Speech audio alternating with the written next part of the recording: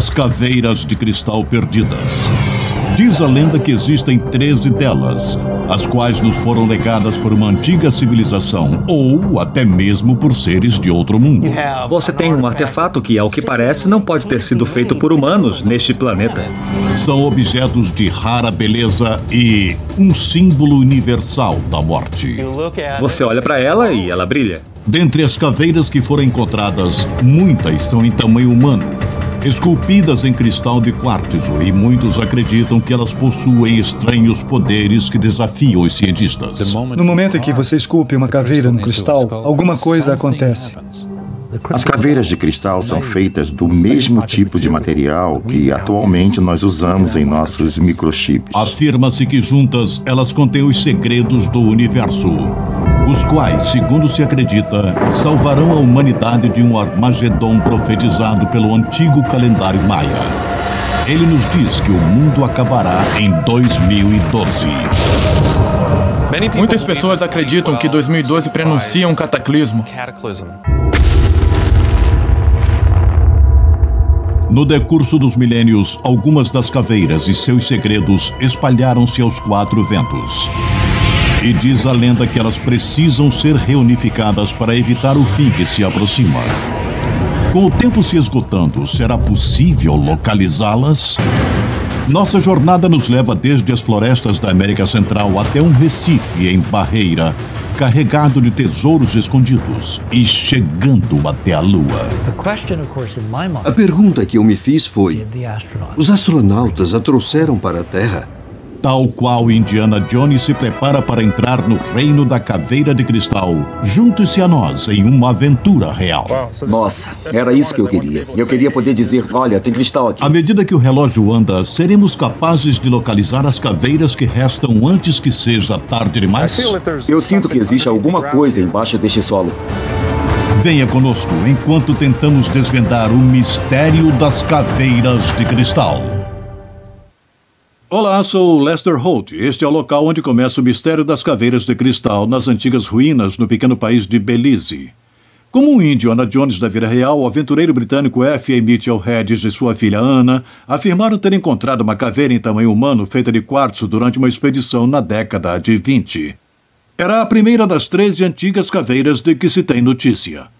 Esta noite vamos refazer esses passos no esforço para encontrar a caveira que continua desaparecida e, quem sabe, finalmente solucionar o mistério das caveiras de cristal. Aqui nas matas de Belize faz 32 graus, 90% de umidade e 100% de determinação para um americano caçador de aventuras chamado Bill Homer. Nós temos que tomar cuidado com os jacarés.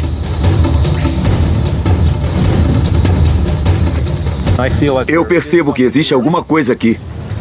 Oficialmente, ele está tentando refazer os passos de um famoso explorador. Mas as pessoas aqui pouco sabem. Ele está na busca por seu próprio santo grau. Ele está tentando localizar uma caveira de cristal perdida.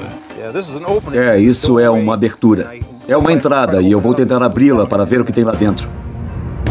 Inúmeras lendas rodeiam as cavernas de cristal, e suas origens são encobertas pela névoa do tempo.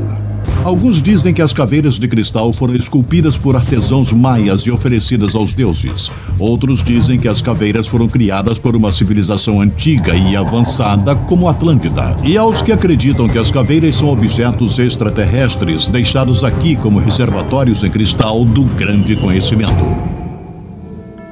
Embora possa parecer um pouco fantasioso, é preciso lembrar que as caveiras de cristal são constituídas pelo mesmo tipo de material que atualmente nós usamos em nossos microchips.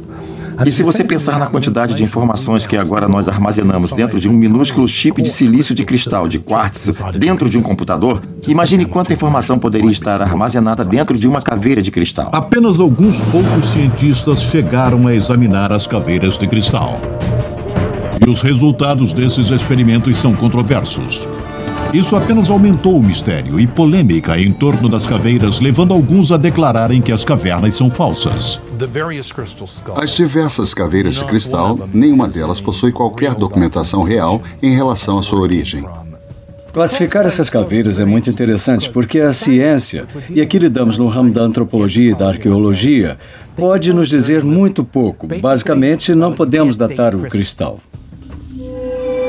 Apesar da existência de milhares de caveiras de cristal, algumas em cores e formas espetaculares, a maioria dos especialistas com quem conversamos concorda que existe um total de 13 caveiras de cristal da antiguidade. Supõe-se que elas tenham milhares de anos. Um consenso geral estabelece que apenas 8 das 13 caveiras de cristal da antiguidade foram encontradas. Assim, esta expedição foi organizada com a finalidade de encontrar uma ou mais das caveiras perdidas. Eu creio que ainda existam várias caveiras de cristal perdidas. Eu me sinto atraído para este lugar. Se você pouco ouviu falar a respeito das caveiras de cristal, você não é o único. Elas têm ocupado um espaço obscuro dentro da cultura popular. Elas apareceram pela primeira vez em artigos de jornais nos idos do século XIX. Arqueólogos começaram a estudá-las logo em seguida. Nos meados do século XX, as caveiras de cristal foram expostas no Museu Britânico, no Museu do Homem, em Paris, e no Instituto Smithsonian. Um reduzido número de livros foi escrito acerca das cavernas, e programas de televisão como Stargate Atlantis já exploraram a lenda por trás desses misteriosos objetos. Isso é incrível! Toda essa obscuridade está prestes a mudar agora que Harrison Ford combate os poderes do mal para pôr as mãos numa caveira de cristal no novo filme Indiana Jones e o Reino das Caveiras de Cristal. Se existisse um Indiana Jones na vida real, ele seria F.A. Mitchell Hedges. Ele era altivo, intrépido, um verdadeiro aventureiro. Aqui está ele na década de 20, com sua boina e seu cachimbo, postado no cais, observando enquanto baixavam seu barco até a Bahia. Em breve ele estaria zarpando para as Honduras Britânicas, agora conhecida como Belize, para uma expedição. Ele de fato foi até lá, alcançou áreas remotas, procurou cidades perdidas, ele morou junto com índios na selva, ele acreditava que estava descobrindo evidências de Atlântida. E faz muito sentido que alguém como ele, por fim, chegasse a possuir a famosa caveira de cristal. Sua filha adotiva, Ana, afirma ter encontrado a caveira enquanto o pai escavava o local das ruínas maias conhecido como Lubantum. Pouco antes do meu aniversário de 17 anos, eu fazia uma escalada. E o sol era fortíssimo. E eu vi alguma coisa refletindo a luz em meu rosto. E eu fiquei muito entusiasmada. Então eu contei ao meu pai. E na manhã seguinte, antes que eu me levantasse, ele pôs todos para remover as pedras do topo da construção. Depois, quando o espaço foi suficiente, eles me baixaram por meio de 2 cordas. E eu carregava uma lanterna no ombro. E foi lá onde eu encontrei a caveira de cristal. Mas em vez de devolver a caveira de cristal aos maias, dizem que Mitchell Hedges sumiu com a caveira, levando-a para fora do país. O ano era 1924. 84 anos depois, este homem, Bill Holman, é o guardião da caveira de cristal mais famosa do mundo. Um objeto tão valioso que ele o mantém guardado a 7 chaves dentro de um cofre em sua cidade natal em Indiana. Mas saindo dos Estados Unidos com destino a Belize, Bill está convencido de que, em lá chegando, as autoridades confiscarão a caveira original se ele ousar cruzar a fronteira transportando o valioso objeto.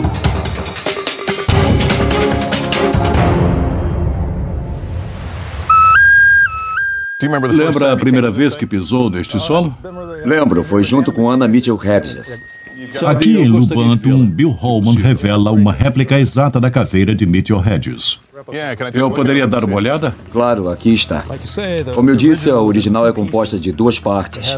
Ela possui a parte inferior da mandíbula, que se articula com a parte superior. Esta aqui é a réplica exata, então você pode ver... É do mesmo tamanho.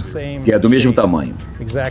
Mesmo formato. Exatamente. Mas se você observar o acabamento, ela apresenta inclusive as pequenas alianças do crânio humano. E o que diria daqueles que não acreditam na história de como ela foi encontrada? Eu posso dizer que me alegro com a história dos outros. Isso não me incomoda em nada. Eu quero que todo mundo... Bom, é bom terem a própria opinião. Pouquíssimos cientistas tiveram a oportunidade de examinar a caveira de Mitchell Hedges. Na última metade da década de 60, Anna Mitchell Hedges emprestou a caveira a um restaurador de arte. o falecido Frank Dorland. E antes que Anna chegasse para reavê-la, Dorland, às escondidas, levou a caveira para os laboratórios de cristal da corporação Hewlett-Packard. Nos laboratórios da Hewlett-Packard, Dorland conseguiu mergulhar a caveira de cristal em uma solução alcoólica especial que apresentava a mesma gravidade que o próprio cristal de quartzo. Feito isso, aplicaram lasers brilhantes e luzes especiais no crânio de cristal para capturar a faceta e o eixo do crânio. E descobriram, assim, que o crânio tinha túneis especiais de luz em seu interior que canalizavam a luz para os orifícios oculares e para a boca do crânio. Dorland concluiu que se os maias tivessem criado a caveira de cristal, teriam levado 300 anos de constante lapidação e polimento. Mas não conseguiram encontrar nenhuma evidência de qualquer sinal de ferramentas, nem de ferramentas manuais, nem de ferramentas mecânicas. E, pelo visto, foi isso que levou um membro da equipe a comentar que aquela caveira não poderia existir. O interesse nas propriedades eletrônicas do cristal não se limita a um grupo de aficionados por caveiras. Cientistas da NASA vêm realizando experiências com cristais há décadas, tentando descobrir novas formas de desenvolver semicondutores de alta velocidade. A NASA necessitava de cristais puros, e o melhor lugar para cultivá-los é em gravidade zero.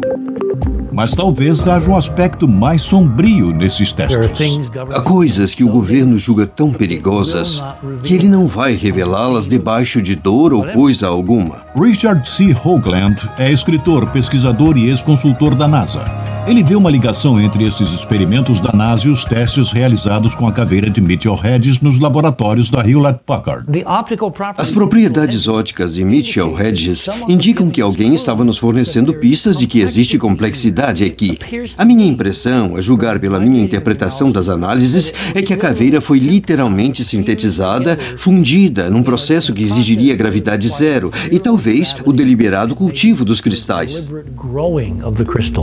A pergunta que fazem Hoagland e outros é: que tipo de civilização avançada foi capaz de projetar e esculpir uma caveira de cristal?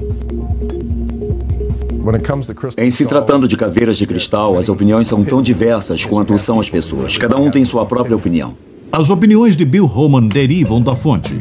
Ele conheceu Anna Mitchell Hedges em 1981 e, apesar da diferença de idade de 30 anos, os dois se casaram na década de 90. À medida que conhecia Anna, Homan foi se encantando pelas histórias que ela contava sobre seu famoso pai.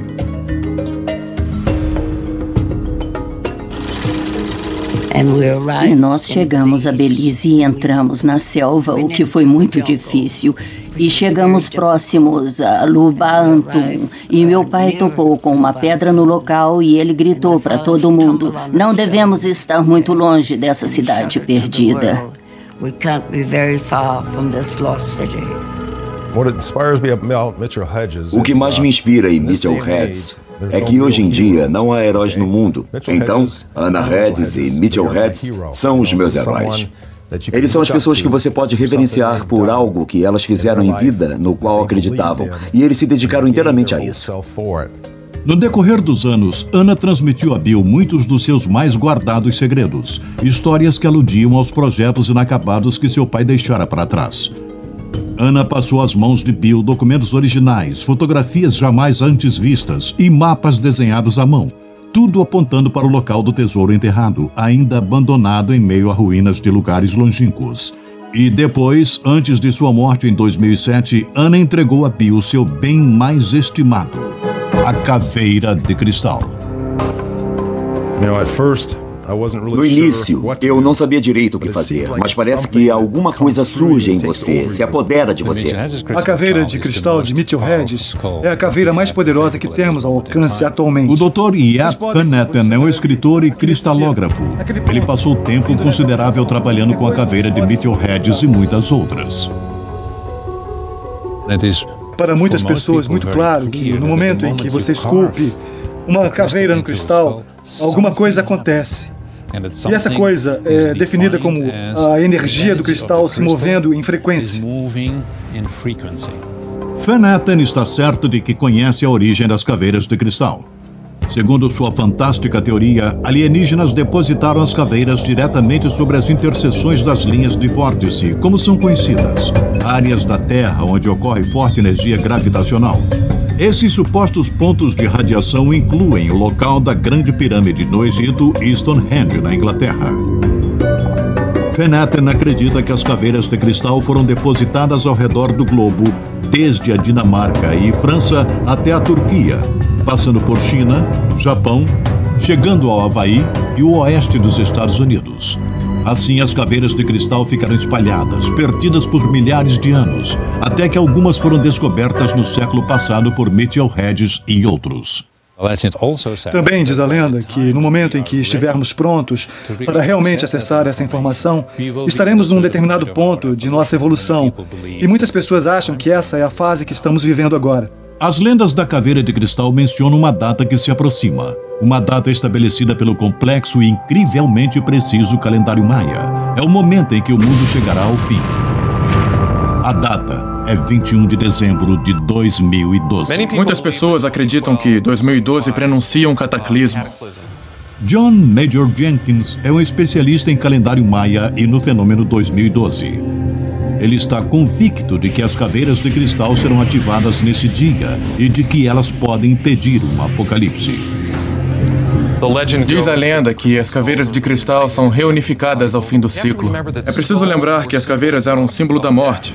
E morte é o portal para o outro mundo. Há uma espécie de desdobramento. A humanidade vai acordar para os problemas que está criando. E é também um tempo de alerta. Se continuarmos em nosso caminho atual, nós mesmos acabaremos como caveiras. Isso significa que o relógio está andando. Todas as 13 caveiras de cristal originais devem ser encontradas e reunificadas antes de 2012. Grupos que creem na caveira estão se reunindo. Especialistas em caveiras estão pesquisando, avaliando, e nos lugares mais inesperados, pessoas estão concentrando energias intensas sobre as caveiras de cristal.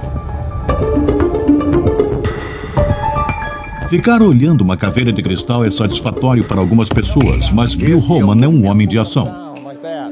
Junto com seu filho Brett, Holman dirige uma das melhores escolas de karatê do país. Ele é um grande mestre em 8º grau. Karatê para mim é uma forma de definir seus objetivos. Você sabe que quer uma coisa e você vê o que ela é e você dá os passos necessários para chegar lá. E os passos que Bill Holman dará para encontrar uma caveira de cristal serão árduos. Existem 13 caveiras de cristal na lenda. Segundo a maioria dos relatos, 8 delas já foram encontradas, ainda faltam 5. Ninguém na Terra tem uma intuição maior sobre como encontrar as outras. Ele possui os registros, ele possui as fotografias precisas, possui inclusive um mapa. Ele possui um projeto digno de seu falecido sogro, F.A. Mitchell Hedges. Estamos a caminho de Belize. Vamos à procura das caveiras de cristal. De acordo com as lendas maias, ainda existem várias caveiras de cristal naquele lugar.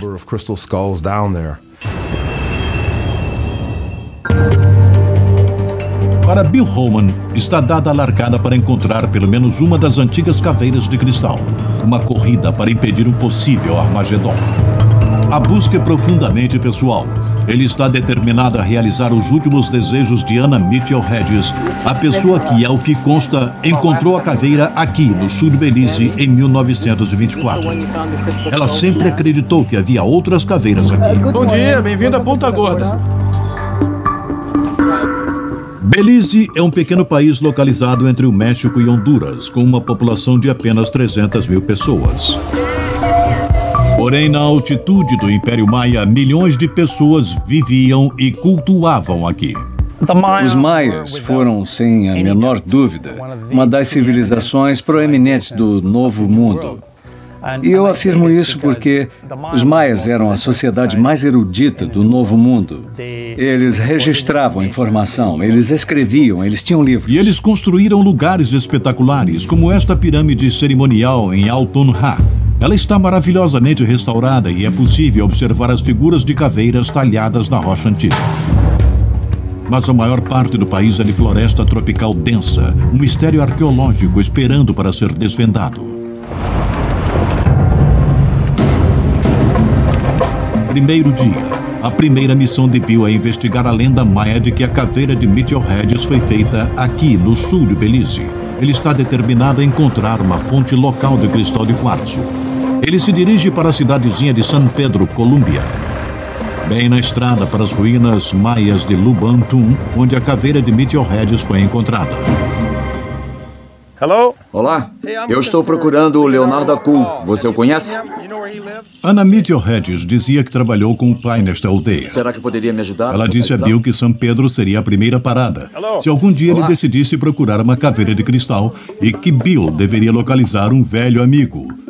Seu nome é Leonardo Akul, e ele é um elemento-chave na lenda da caveira de cristal. Ele é um dos líderes espirituais do povo maia. Ele passou a vida estudando com todos os antigos mestres. Além disso, o avô dele participou da expedição de Mitchell Hedges. Tem alguém em casa? Leonardo se encontra? Leonardo, olá, como vai? Como vai? Como vai? Leonardo é um descendente direto dos maias. Ele parece levar uma vida simples. A esposa cozinha sobre um poço de fogo aberto e os animais circulam no quintal livremente. Mas este homem modesto e tranquilo revela a Bill como os maias obtiveram a posse da caveira de cristal. É assim que nós chamamos. Nós chamamos de Suktok. É o nome original em Kekchi. Língua maia, Suktok. Suktok significa cristal. Como ocorre com todas as lendas, há divergências. A versão maia, segundo Leonardo, diz que os deuses desceram do céu e entregaram a caveira de cristal a um simples mortal. Esta caveira continha os segredos dos deuses. Através de reza e ritual, os maias eram capazes de extrair conhecimento da caveira. E foi dessa forma que aprenderam a fabricar as outras 12 caveiras de cristal. Os maias são iguais a nós hoje. Mas eles são mais instruídos, são sábios, são muito inteligentes. Desde aquela época, as caveiras de cristal estão ligadas ao ritual maia. Então este é o cenário. E as pessoas podem ter visto. Você está caminhando agora dentro de um templo maia. E em seguida os sacerdotes guiam você a um santuário secreto. E pousada sobre um altar, brilhando no meio de uma luz de fogo e tochas, eis a famosa caveira de cristal. E você olha e ela brilha intensamente. As supostas propriedades paranormais da caveira de Mitchell Hedges há décadas vêm intrigando os pesquisadores. Mas até a morte de Anna Mitchell Hedges em 2007, a caveira ficou completamente inacessível. Bill, prazer, sou Dael Walker. Prazer em conhecê-lo. Bill Holman está tentando mudar tudo isso. Semanas antes de partir para Belize, Bill providenciou a realização de alguns testes com Dael Walker, uma das principais personalidades no movimento internacional da caveira de cristal. Nós conseguimos pegar essa caveira de quartzo transparente e obter imagens que puderam ser fotografadas. Pela primeira vez, nós conseguimos fotografar imagens reais, como gráficos extraídos de um computador. Para Walker, as imagens foram chocantes. Ele acredita ter capturado fragmentos de antigas civilizações gravados no interior do cristal. Ele captou inclusive relances do que aparenta ser um extraterrestre. Walker já fotografou centenas de caveiras desde então, mas sua vida mudou para sempre em 1987, quando adquiriu sua primeira caveira de cristal da antiguidade. Eu senti uma energia que só havia sentido antes com a caveira de Mitchell Hedges. Foi uma sensação fora do comum. Imediatamente me levou a achar que era uma caveira autêntica. Ele está aqui hoje para testar uma hipótese. O que aconteceria se ele posicionasse a sua caveira próximo à caveira de Mitchell Hedges? Walker acha que quando dispostas uma perto da outra, as caveiras podem, de fato, produzir e transmitir energia. Ele trouxe 2 caveiras contemporâneas para propósito de controle. As 3 caveiras ao redor estão em triangulação. Isso se chama tetraedro, grade de energia. Com o objetivo de testar o nível de energia liberado pelas caveiras, Walker posicionou Bill Holman em frente a cada uma. Ele registrou a cena com uma câmera de imagem termal que mede a temperatura do ambiente. Nós sabemos que cristais de quartzo são capazes de gerar um campo de bioenergia no interior de indivíduos. Vamos observar a temperatura nessas condições. Achamos que isso ocorre porque eles crescem como outros elementos biológicos, como plantas, animais e pessoas. Para sua admiração, Walker descobriu que, ao serem tocadas por mãos humanas, as caveiras produzem uma forma de energia que é registrada pela câmera de imagem termal.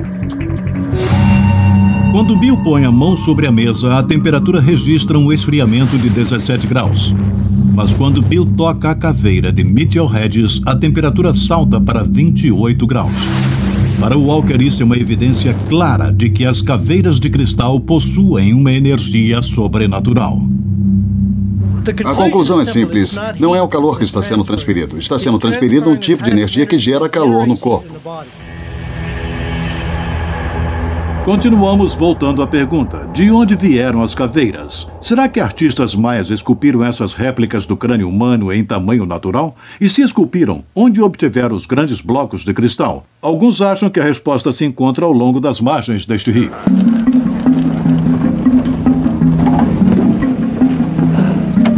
Na manhã seguinte, bem cedo, o líder espiritual maia local, Leonard Yakul, leva Bill Holman até as margens do rio Columbia. Leonardo conhece o local 8 quilômetros rio acima, onde há notícia de grandes pedaços de cristal de quartzo. A única maneira de chegar lá é em uma dessas canoas de tronco. Pelo que sei, há jacarés por aqui. Por isso temos que tomar cuidado com os jacarés. Quando Mitchell Hedges subiu o rio por volta de 1920, foi um percurso muito mais ameaçador. Havia enxames de mosquitos, águas turbulentas e pancadas de chuva. As circunstâncias eram tão severas, na verdade, que o mais experiente explorador era forçado a voltar. Quando atingimos terreno seguro, era quase noite. Estávamos cobertos de barro espesso. Mosquitos zumbiam ao nosso redor aos milhões com o mais detestável de todos os sons tropicais. Assim teve início uma noite terrível. Dormir era impossível. À medida que Bill e Leonardo lutam contra a correnteza, eles enfrentam os mesmos compactos enxames de mosquitos. E por várias vezes, Bill sai do barco e o arrasta sobre o leito rochoso. Depois de várias horas, eles finalmente chegam. Sou o Christopher, deve ser o Bill. Eu sou o Bill. Prazer conhecê-lo. Ouvi falar de você. Eles são recebidos por um casal americano, Christopher Nesbitt e sua esposa Dawn Dean. Aqui eles dirigem um sítio de pesquisa agrícola. Leonardo trouxe Bill a este local porque muitas pessoas, inclusive Dawn, afirmam que pedaços de cristal podem ser encontrados bem aqui no leito do rio, logo abaixo do sítio. Eu encontrei este cristal no rio, bem aqui. Encontrei vários deles, muitos do tamanho de uma toranja, mas também alguns grandes, como um cantaloupe. Você quer dizer do tamanho de uma caveira de cristal? O clima é quente e úmido, e o sol forte torna difícil encontrar o tipo certo de pedras. É logo ali na frente o lugar onde encontrei os cristais. Vamos. Os maias eram muito sigilosos em relação à fonte de seus cristais. Estariam eles escondidos aqui à vista de qualquer um? Olha essa pedra aqui. Pode ser. É possível, é um belo formato, tá parecendo. Não é? Olha só isso. O único jeito de descobrir se dentro há um cristal é quebrando as pedras.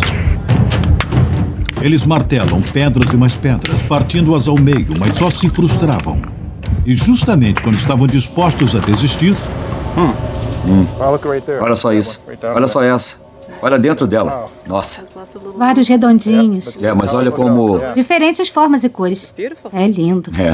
Acredito que os cristais eram vistos pelos maias e por muitos outros grupos americanos nativos como uma substância especial. Em algumas tradições, ele é considerado luz solidificada.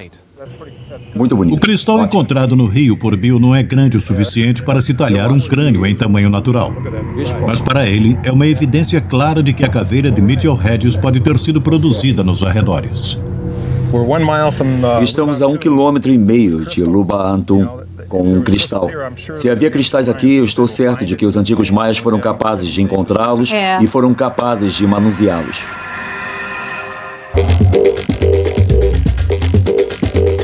Tendo encontrado uma fonte local de cristais de quartzo, Bill Holman agora tem uma pista de onde uma das caveiras de cristal originais pode estar escondida. Ele foi informado através de sua confiável fonte maia Leonardo Acul de que existe uma ruína abandonada nesta propriedade, um local chamado Usbentun, e segundo Christopher Nesbill, fica em algum lugar no topo desta montanha. É um arrabalde da vizinha Lubantum. E é uma área com vários planaltos com construções, morros com construções. Você pode apontar todas as diferentes colinas ao longe e todas elas possuem ruínas no topo. Então eles sobem a colina. Primeiro eles precisam atravessar um denso bosque. O calor e a umidade são implacáveis. A densidade da floresta é claustrofóbica. É um bambu enorme. Até as formigas aqui são perniciosas e insuportáveis. Esta formiga tem cabeça grande, mandíbulas potentes, tem um ferrão no tórax que faz você sangrar. Às vezes ela vai parar dentro da sua pele. Essa criaturinha O morre. impressionante no percurso é que, à medida que Bill e Chris vão subindo a montanha, eles vão se deparando com pequenos pedaços do passado dos antigos maias que surgem sob os pés. Pedras talhadas, indícios de edificações. Daqui pra frente a mata fica muito mais fechada. Bill, de repente, se dá conta de que estava literalmente escalando a lateral de uma pirâmide. Em uma época, havia milhares de pessoas vivendo nessas áreas. É um lugar muito inóspito para se ter uma cidade e um ambiente urbano. Usbentun é um lugar plausível onde se procurar uma caveira de cristal, já que mostra muitas semelhanças com Lubantum, local onde supostamente foi encontrada a caveira de Mitchell Hedges. Dizem que as extremidades curvas são idênticas às encontradas em Lubantum, e também a maneira pela qual os muros foram construídos. Lubantum pode ser de fato mais antiga que outras cidades maias. Tem algo especial nela, fica perto da costa. É possível que tenha sido uma cidade portuária fenícia. E determinados portos, como Lubantum e Tulum, eram essencialmente portos atlantes. Em outras palavras, Lubantum e a vizinha Usbentun podem ter sido parte da Atlântida, o continente perdido do enigmático conto de Platão. Atlântida, um poderoso império vicejando milhares de anos antes do alvorecer da civilização. Platão é muito específico ao dizer que está situada no Atlântico. Bem, entrando no Atlântico, você tem os Açores, que pertencem a Portugal. Eles são parte da cordilheira situada no meio do Atlântico. Mas, conforme você vai avançando na direção do Caribe, você tem as ilhas de Cuba, as Bahamas, também arquipélagos como as ilhas da Bahia, perto de Honduras. Todos esses lugares estavam na mente de Mitchell Hedges quando ele originalmente zarpou para Lubantum. Ele acreditava que esse antigo solo fora a Atlântida e esperava encontrar evidências arqueológicas para provar isso. Seria a caveira de cristal essa prova? Seria a caveira de cristal um artefato de Atlântida? Nesse caso, seria aberto um buraco na vigente teoria da evolução humana. Notáveis historiadores nos dizem que a civilização tem apenas 5, 6 ou 7 mil anos. A história de Atlântida revela que a civilização é mais antiga que isso. Ela remonta a 10 mil, 20 mil anos. Se a civilização for tão antiga e talvez a caveira de cristal seja tão antiga também, nesse caso, isso muda nossas noções de história e civilização. E alguns pesquisadores acreditam que se conseguissem decifrar o código escrito no interior das caveiras de cristal, nós poderíamos encontrar as respostas para os mistérios da antiguidade. Talvez possam nos dizer quem construiu os monólitos em Stonehenge, ou explicar as estranhas figuras escavadas no solo do Peru, chamadas linhas de Nazca, que, segundo o que se diz, foram criadas para serem vistas apenas do espaço. As caveiras de cristal parecem ser artefatos extraordinariamente emblemáticos, produzidos por uma tecnologia que não somos capazes de reproduzir. E agora nós temos que retornar com a tecnologia do século XXI e descobrir o que ela está tentando nos dizer. Ligar os pontos entre antigos astronautas e objetos misteriosos como as caveiras de cristal é a grande paixão de Richard Hoagland. Ele é ex-consultor da NASA e durante os últimos 25 anos vem investigando e desafiando vigorosamente o governo dos Estados Unidos. Seu novo livro é intitulado Missão Oculta, a história secreta da NASA. Ignição. Baixar. Hoagland começou a fundamentar sua argumentação depois da missão Viking 1 de 1976, que partiu em busca de vida em Marte. E eles estavam sobrevoando uma região norte, um deserto do norte de Marte, chamado Sidônia, e eles fotografaram uma coisa de aparência muito curiosa. O que nós vimos foi uma elevação que se assemelhava a um intrigante rosto. O intrigante rosto agora é conhecido como Rosto em Marte. A imagem provocou sensação internacional. Era uma face humanoide indicativa de uma provável civilização humana que já tenha vivido em Marte e que tenha construído estruturas incríveis nos arredores com espantosa semelhança com as pirâmides. É uma teoria impressionante. Uma antiga civilização desenvolvendo-se em Marte há milhões de anos. Hoagland prosseguiu no estudo da face. Analisando, ele começou a compor uma teoria realmente revolucionária. O rosto em Marte, a 56 milhões de quilômetros de distância, pode ter sido reproduzido por uma antiga civilização na Terra. Ela possui a metade esquerda e a metade direita. A metade esquerda é felina, parece com um leão. O lado direito é hominídeo. E nós encontramos outras, particularmente nas culturas maias. Encontramos todos os tipos de ilustrações onde se tem a fusão de duas criaturas. No mundo maia, mitologia e astronomia caminham juntas. E diversas divindades mitológicas representam características astronômicas. Então, para os maias, a Via Láctea era considerada a grande mãe do céu. E o centro da Via Láctea seria seu ventre, lugar do renascimento. Hoagland acredita que essa antiga civilização não se limitava a Marte. Provavelmente uma civilização por todo o sistema solar. Nesse caso, também podem ter deixado material sobre a Lua. E esse material sobre a Lua, afirma Hoagland, foi feito de cristal. Há um arco geométrico incrivelmente cristalino sobre a superfície da Lua. E existe uma incrível série de contas brilhantes ao longo da superfície que só podem ser refrativos por serem pedaços de vidro. Usando um computador, Hoagland afirma ser capaz de realçar fotos oficiais da NASA. O que ele vê são restos de incríveis estruturas sobre a superfície da Lua. Enormes torres de cristal, espetaculares abóbadas de cristal. A Lua, um posto avançado feito de cristal maciço de uma antiga civilização estabelecida em Marte. Depois, Hoagland afirma, um desastre galáctico. Marte foi aniquilado. Marte é um lugar que sofreu uma terrível catástrofe. O impacto repercutiu por todo o sistema solar, enviando escombros que se chocaram contra a Lua.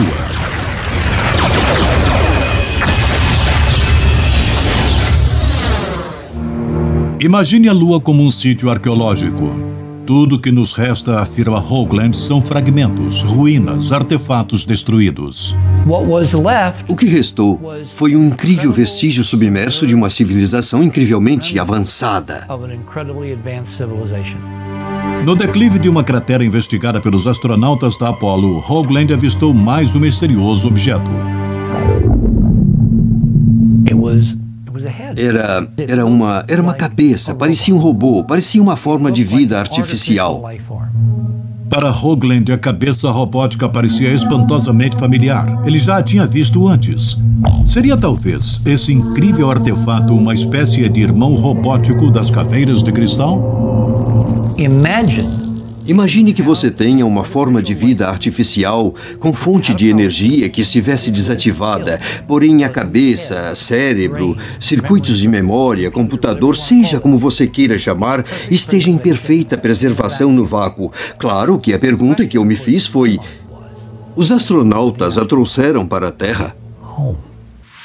Mas se os astronautas de fato encontraram vestígios fantásticos de uma avançada civilização, ou talvez até uma cabeça robótica abandonada no interior de uma antiga cratera, Por que a NASA não informou ao mundo? Hoagland acredita que os astronautas tenham jurado segredo à NASA. E talvez por uma boa razão: segurança nacional. Alguns anos depois da constituição da Aeronáutica Nacional e Administração Espacial, ela confiou um estudo ao Instituto Brookings. Eles elaboraram um documento que, em abril de 1961, foi apresentado ao Congresso, que a inoportuna revelação ao público dessas evidências poderia levar à verdadeira destruição da civilização. A NASA refutou as afirmações de Hoagland e se recusa a comentar suas alegações. Contudo, Hoagland gostaria de saber se a NASA vem trabalhando para decifrar os segredos guardados no interior de objetos, como a cabeça robótica e as caveiras de cristal, procurando profecias escritas por uma civilização perdida. Se você fosse uma dessas antigas culturas incrivelmente sofisticadas e soubesse que algo terrível estava para acontecer no planeta, e você quisesse deixar registros para seus futuros descendentes, para que eles fossem capazes de reconstruir aquilo que tivesse acontecido e como evitá-lo, talvez fosse a maneira que você escolheria. Por mais incrível que seja a teoria de Hoagland, ela parece extraordinariamente similar a histórias contadas nesta pequena aldeia no sul de Belize. Diz a lenda que a caveira de cristal não foi feita por um homem terreno, como nós aqui. Ela veio de um mundo alienígena. Nós dizemos que alienígena porque eles não se parecem comigo e com você. Esses alienígenas são de outro mundo dimensional. Quer esteja sendo guiado por deuses alienígenas, quer por ambição terrena, Bill Hoffman se aproxima do topo da montanha. Sob seus pés está uma antiga pirâmide maia, a cidade perdida de Os Bentun. Não tinha dito que alguém, como o rei ou outra pessoa da família, poderia estar nesta área? Há uma teoria de um arqueólogo que um ramo da família real viveu aqui. À medida que se aproximava do cume, Bill podia sentir a presença dos antigos maias. É por volta dessa hora que a maioria dos exploradores começa a pensar na maldição que cerca as caveiras de cristal. Há quem diga que talvez as caveiras de cristal sejam amaldiçoadas. E, de fato, Frederick Mitchell Hedges descreveu sua caveira como a caveira do juízo final e disse que ela havia sido usada em antigas cerimônias para desejar a morte. Bill, esse é o mais longe que podemos ir sem abrir uma nova trilha. Eu vou deixar você prosseguir daqui. Segundo Christopher, o topo da pirâmide está em algum lugar lá em cima. Portanto, Bill terá que cortar e cortar, abrindo seu caminho no meio da floresta tropical. Finalmente, Bill se depara com uma coisa. É um pequeno muro exposto. Ele acaba de encontrar apenas um pedaço da antiga cidade de Os Bentun.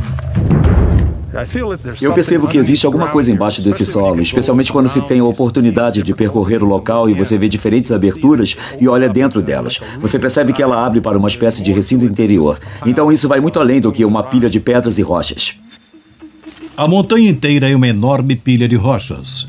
E toda a abertura encontrada por Bill não é grande o bastante para ele tentar passar. Ele não esperava sequer encontrar este lugar, e a lei local impede qualquer escavação não autorizada. Ele teria que voltar outro dia, após conseguir uma permissão, e isso poderia levar meses. Eu tenho a sensação de que existe alguma coisa aqui. Eu sinto que se eu pudesse escavar aqui, só de ter a sensação de estar aqui faz você querer encontrar. Quanto a Leonard Akuhl, o mistério vai além. Ele vê a ligação entre Bill Holman e F.A. Mitchell Hedges, o homem que veio aqui anteriormente em busca do tesouro perdido. Leonardo diz que chegou a hora de revelar mais um segredo, e é algo que Bill Holman está ansioso para ouvir. Não muito longe. Sim, existe uma outra caveira de cristal, não muito longe daqui.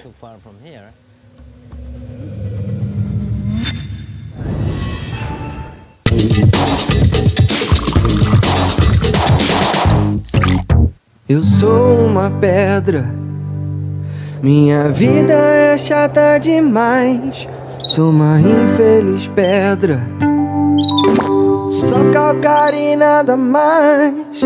Até que um dia tudo mudou, fui para um lugar diferente. Comecei a rolar sem parar, com o cara correndo na frente. Isso era uma cena, pequena cena. Fui pro cinema, fiquei bem famosa, o mundo me ama, só por causa do Indiana. Obrigado, Indiana, obrigado, Indiana Jones, sou uma rockstar. Venha comigo cantar. Obrigado, Indiana, obrigado, Indiana Jones, sou uma rockstar. Obrigado, Indiana, você é o nosso rei.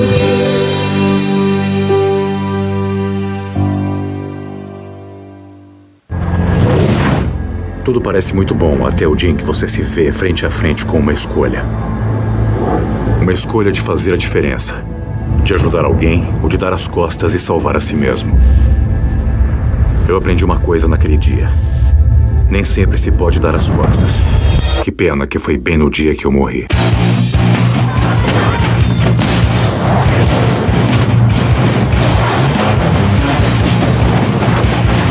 Ela está vindo. Vamos rezar. Vin Diesel. Preciso que viva. Missão Babilônia. Dia 23, domingo, 8 da noite, na superestreia do Telecine Pipoca.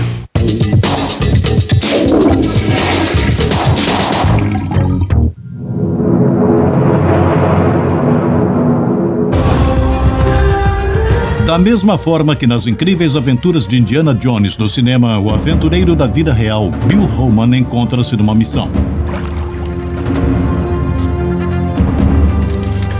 Aqui em Belize, Bill espera encontrar outra caveira de cristal. Uma similar a que supostamente foi encontrada por Mitchell Hedges há mais de 80 anos. A lenda maia diz que as caveiras contêm os segredos dos deuses. Outros acreditam que as caveiras revelarão a profunda sabedoria de uma civilização avançada que, ao que se supõe, fundou o continente perdido de Atlântida, no momento em que o código for decifrado com o encontro de todas as 13 caveiras. E assim a busca prossegue, e Bill acaba de receber uma tentadora promessa de Leonardo Akul, seu amigo e líder espiritual dos maias, que ainda mora aqui em Belize, nas terras que seus ancestrais habitavam há vários séculos. Leonardo sabe onde mais uma caveira está escondida, e ele vai levar Bill até ela. Mas antes, Bill terá que ter paciência até chegar a hora certa de ir até lá. Com o tempo limitado, Bill decide não ficar parado esperando, e sim viajar para a ilha de Roatán, próxima à costa de Honduras, durante uns 2 dias.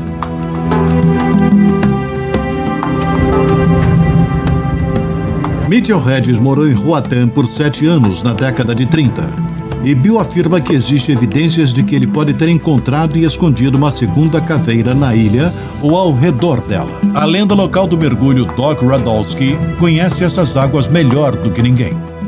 Quando Mitchell Hedges chegou aqui e trabalhou aqui, era muito primitivo. Não havia estradas, tudo se locomovia através do barco. Não havia eletricidade, nem água corrente.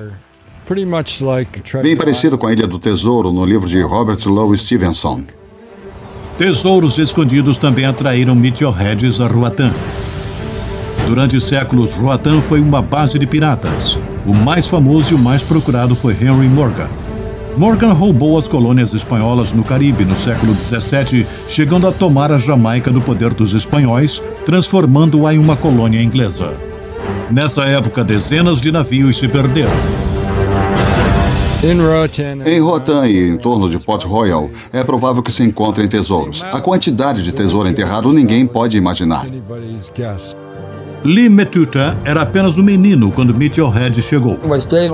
Ele ficava lá no Recife escavando e encontrou 3 baús de ferro com dinheiro. Os velhos daqui acreditam que Mitchell Hedges tenha ficado rico ao encontrar os 3 baús do tesouro cheios de dobrões de ouro. Mas também dizem que ele achou uma coisa ainda mais valiosa escondida ali no interior de uma gruta. Um fantástico objeto feito de cristal, possivelmente outra caveira de cristal. Conforme se conta, quando as autoridades tentaram impedi-lo de levar esses tesouros para fora do país, Mitchell Hedges atirou um dos baús e a caveira de cristal dentro dessas águas. E agora, Bill Holman está aqui para procurá-los. Estamos no local onde afundou um navio do século XVII, carregado de ouro espanhol, bem aqui, nesta área. A maior parte do ouro foi enterrada e colocada em baús enterrados pelos piratas. F.A. Mitchell Hedges esteve aqui e ele localizou alguns dos baús. E nós temos detectores de metal. Nós vamos descer e examinar a área para ver o que encontramos. Isto será uma nova aventura para mim. A âncora é baixada enquanto vestimos os trajes de mergulho. Quem sabe, se não encontrarmos uma caveira, talvez Bill e eu encontremos alguns dobrões. Conforme examinávamos o solo graminoso do oceano, íamos entrando em um mundo que muitos jamais tinham visto. Deslizávamos ao redor dos antigos destroços, mas nenhum sinal de tesouro. E a corrente está ficando mais forte. E nisso, algo acontece.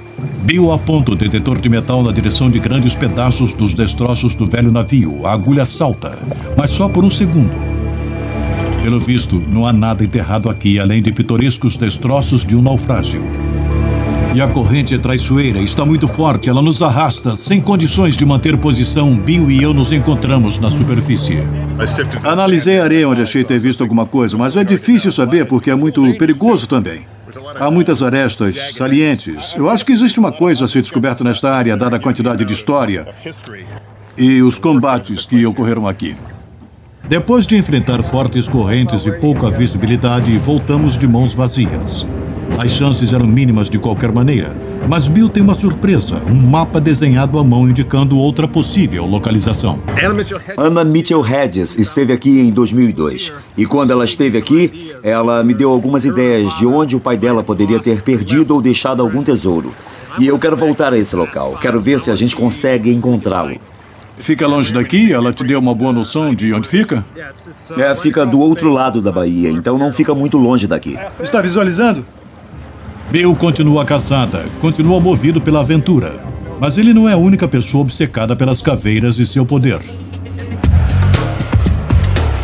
Muito longe dali, Joan Parks, proprietária de Max, a segunda caveira mais renomada da Terra, em breve estará exibindo-a para um público devoto.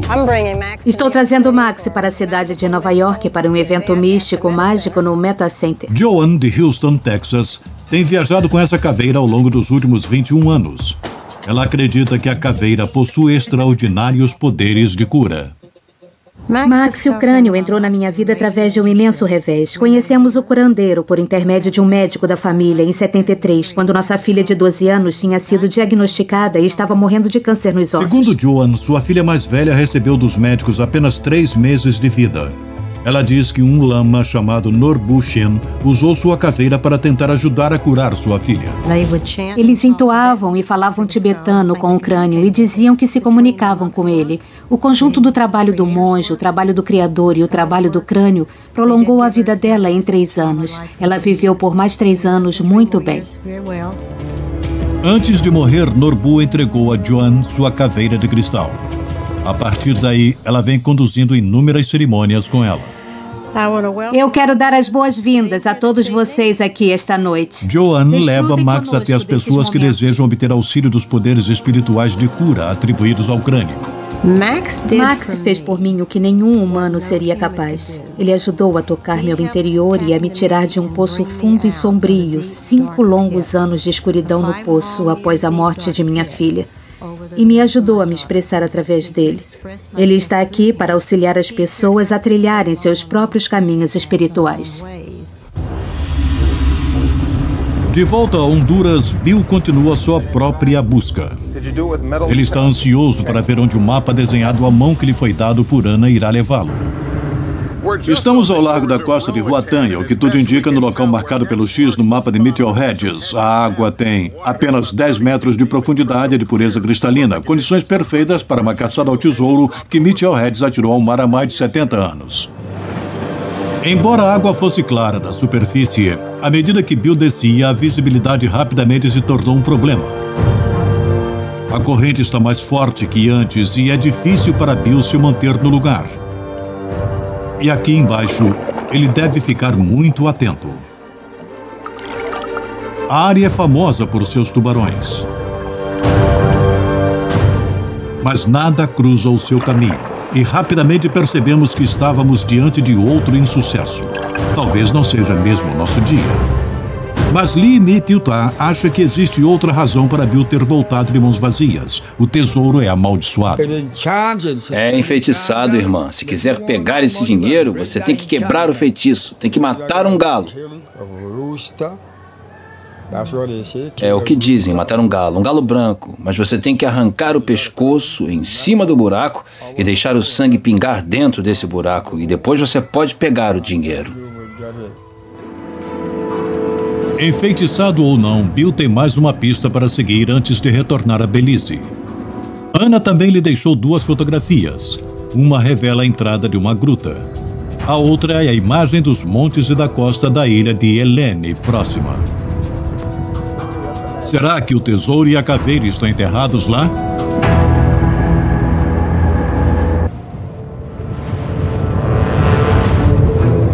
Bill Holman e eu temos seguido os passos de Mitchell Hedges em Honduras. Nós mergulhamos atrás de tesouros de piratas e Bill tentou localizar outra caveira de cristal perdida embaixo d'água. E daqui a pouco ele estará retornando a Honduras para seguir pistas de uma misteriosa fotografia que ele recebeu de Ana Mitchell Hedges. Uma fotografia que mostra a entrada de uma gruta onde talvez esteja enterrada uma caveira de cristal. Agora, aqui em Belize, Bill continua sua busca. Nós retornamos a Lubantum, o lugar onde, segundo consta, foi encontrada a caveira de Mitchell Hedges. E eu tenho algumas perguntas delicadas para Bill, na expectativa de esclarecer de onde veio a caveira, afinal de contas. Você já esteve aqui junto com a Ana antes. Ela se lembrava de praticamente tudo. Mudou um pouco de lá para cá. Quando ela esteve aqui, não havia todas as diferentes pirâmides. Estavam cobertas. Mas ela foi capaz de caminhar pelo local e apontar as diferentes coisas que eles encontraram e onde eles as encontraram. Ana afirmou que um dia, durante a expedição de 1924 a Lubantum, ela escalou até o topo de uma pirâmide. Olhou para baixo e lá embaixo do altar desmoronado de um templo, ela avistou uma caveira de cristal reluzente. E a pirâmide autêntica onde a desceram, essa pirâmide não existe? O que aconteceu foi que eles acabaram reduzindo a pirâmide. Ela disse que era uma pirâmide enorme e eles tiraram o topo dela. Eu nunca julgo nada pelo valor aparente. Eu sempre procuro avaliar. Ela nunca hesitou no que disse, de tê-la encontrado aqui. Na minha cabeça não ficou dúvida de que ela esteve aqui. Ela a encontrou. Mas seriam os maias capazes de produzir um objeto tão enigmático? Eu conversei com o Dr. Jaime Ewi, diretor do Instituto de Arqueologia de Belize. É verdade que os maias manipulavam o cristal? Com certeza. Nós encontramos objetos de cristal em algumas grutas onde eu trabalhei. Então, sim, para os maias o cristal era um tipo de rocha muito importante, muito interessante, muito significativo. Eles tinham tecnologia para produzir algo como as caveiras de cristal? Eu tenho total convicção de que os maias eram capazes de produzir esses tipos de objetos. Entretanto, Jaime Ewi duvida que os maias do lugar tenham produzido a caveira de Mitchell Hedges. E embora Ana Mitchell Hedges afirme ter encontrado a caveira de cristal em Lubantum, Ewi e outros pesquisadores questionam sua história. Ana não aparece em nenhuma das fontes publicadas sobre Lubantum. Não tenho certeza se ela esteve lá. Você pode distanciar só um pouquinho? Na verdade, Jane Walsh, uma antropóloga do Instituto Smithsonian em Washington, D.C., acha que conhece a origem do crânio. Mitchell Hedges, antropólogo do Instituto Smithsonian, comprou o crânio na Sotheby's, em Londres, em 1943. Eu tenho cópias do catálogo, da época em que ocorreu a venda. Eu sei quanto ele pagou. Mas Bill Holman tem outra interpretação dessa história. Ele diz que Mitchell Hedges havia deixado a caveira com um amigo e o filho desse amigo a levou a leilão. Quando Mitchell Hedges tomou conhecimento, ele correu para Sotheby's. E Mitchell Hedges foi até lá, mas ele não pôde retirá-la do leilão, porque já havia sido incluída, já estava rolada. Então ele precisou oferecer um lance em leilão para ter a própria caveira de volta. No passado, Walsh já examinou algumas das mais famosas caveiras de cristal. 2 no Museu Britânico e uma da própria coleção do Instituto Smithsonian. Bem-vindo de volta. Utilizando o microscópio eletrônico, primeiro ela captou imagens de uma antiga lapidação a pedra. Ela diz que as arestas são ásperas e irregulares porque o artista usou ferramentas primitivas. Essencialmente, a lapidação pré-colombiana, os maias, a maioria, se não todo o povo mesoamericano, utilizava pedra e abrasivos para a lapidação.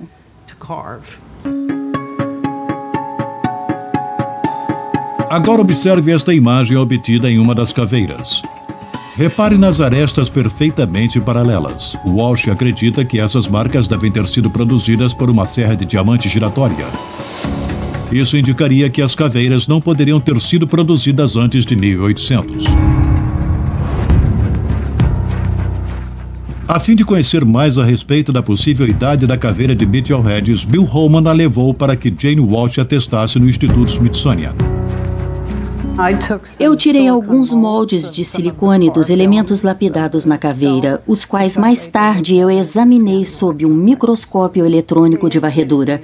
Eles me revelaram que ela foi talhada com o uso de equipamentos bem modernos e instrumentos de polimento de alta velocidade, e certamente não compatível com a história de que seja pré-colombiana. Então isso significa que a caveira de Mitchell Hedges não é uma das supostas 13 caveiras da antiguidade? Não necessariamente. Alguns especialistas em cristais veem essas mesmas marcas de ferramentas como evidência de que uma civilização imensamente superior à nossa deve tê-las produzido. E eles mencionam outros testes científicos que revelaram algumas incríveis características. Lembram aqueles testes no laboratório da Hewlett-Packard realizados por Frank Dorland por volta de 1970? Naquela análise, as propriedades da caveira de Mitchell Hedges pareceram miraculosas, quase sobrenaturais. Frank Dorland, que fez o estudo para Hewlett-Packard, chegou à conclusão de que a caveira poderia datar de mais de 12 mil anos. O que ele descobriu em relação à caveira de cristal o deixou impressionado. Descobriu que ela podia manifestar todos os tipos de fenômenos sensoriais, desde sons até cheiro, e que a caveira era capaz de brilhar e se acender em certas ocasiões. E eles também descobriram que a caveira era feita de um tipo especial de quartzo, conhecido como dióxido de silício piezoelétrico, o que atualmente usamos em todos os nossos equipamentos eletrônicos para armazenamento de informação e comunicações. Então, talvez haja um fundamento na lenda original onde as caveiras são reservatórios de grande conhecimento ou meios de comunicação entre os mundos. Então considere que ela seja uma espécie de CD em estado sólido, um CD em 3 dimensões, e as propriedades ópticas de Mitchell Hedges indicam que alguém estava nos dando pistas de que há complexidade aqui. Vocês devem preservá-la, devem reverenciá-la, devem adorá-la, devem guardá-la a salvo até que tenham desenvolvido a tecnologia para ler o que ela diz. Uma das coisas mais interessantes que algumas pessoas dizem ter visto dentro da caveira de cristal é a imagem de um OVNI. Várias das mais famosas caveiras de cristal foram examinadas, porém mais perguntas foram levantadas do que respondidas. A antropóloga Jane Walsh acredita que os maias não eram capazes de esculpir caveiras de cristal. Outros pesquisadores dizem que as caveiras podem remontar à época do lendário reino de Atlântida, há mais de 10 mil anos. Mencionada pela primeira vez pelo filósofo grego Platão, consta que Atlântida foi uma importante potência que conquistou grande parte do mundo conhecido. Platão disse que estava situada em algum lugar além das colunas de Hércules. Supõe-se que os atlantes tinham uma altíssima tecnologia. Construíram embarcações gigantes, cidades gigantes e portos e coisas desse tipo. É possível que fossem capazes de manipular cristais e produzir caveiras de cristal. Mas no fim a história de Atlântida terminou em tragédia. No auge de seu poderio, supõe-se que Atlântida tenha afundado no oceano no dia de um terrível cataclismo. Para onde foram? Bom, a explicação é que existem alterações na Terra. E de vez em quando a Terra entra em desatino e acontecem imensos terremotos, ondas gigantes, tsunamis, vulcões entram em erupção. Em 1923, pouco antes da viagem de Mitchell Hedges a Belize, o afamado sensitivo Edgar Cayce sugeriu que os atlantes usavam uma misteriosa forma de energia cristalina como fonte de energia. Histórias sobre essa fabulosa civilização foram que originalmente impeliram Mitchell Hedges até Belize. Ele acreditava na existência de Atlântida e também achava que existiam vestígios de Atlântida em Belize, em Honduras e em certas ilhas do Caribe. E sendo o tipo de pessoa que era, ele estava determinado a provar isso. Ele tinha ouvido boatos sobre uma cidade perdida que ainda estaria enterrada no coração da floresta tropical. E ele estava determinado a encontrá-la. Esperava ser capaz de encontrar evidências da civilização perdida de Atlântida. O que Mitchell Hedges acabou encontrando foi Lubantum. Lubantum é peculiar, pois não é construída com cimento como outras cidades maias. É construída com pedras perfeitamente talhadas. Muitas delas de proporções megalíticas. E Lubantum é, portanto, diferente de outras cidades maias. O que levou Frederick Mitchell Hedges a se perguntar se talvez as pessoas que construíram a cidade de Lubantum não seriam talvez sobreviventes da civilização de Atlântida. Nesse caso, talvez possuíssem uma espécie de memória cultural da destruição da civilização, pois os maias também acreditavam em recorrentes ciclos de criação e destruição. E eles criaram um calendário para demonstrá-los. Os maias tinham uma cultura tão misteriosa e eram obcecados por astronomia, por calendário e pelo tempo. Era um calendário cíclico. Ele passava por grandes ciclos. Era cientificamente muito mais preciso que o nosso, baseado no real movimento dos planetas e das estrelas, e eles o usavam fundamentalmente para fazer previsões. Os maias acreditavam que o primeiro ciclo começou em 3114 a.C. E uma das mais apavorantes previsões feitas pelos maias foi que o mundo atual realmente chegará ao fim num futuro não muito distante.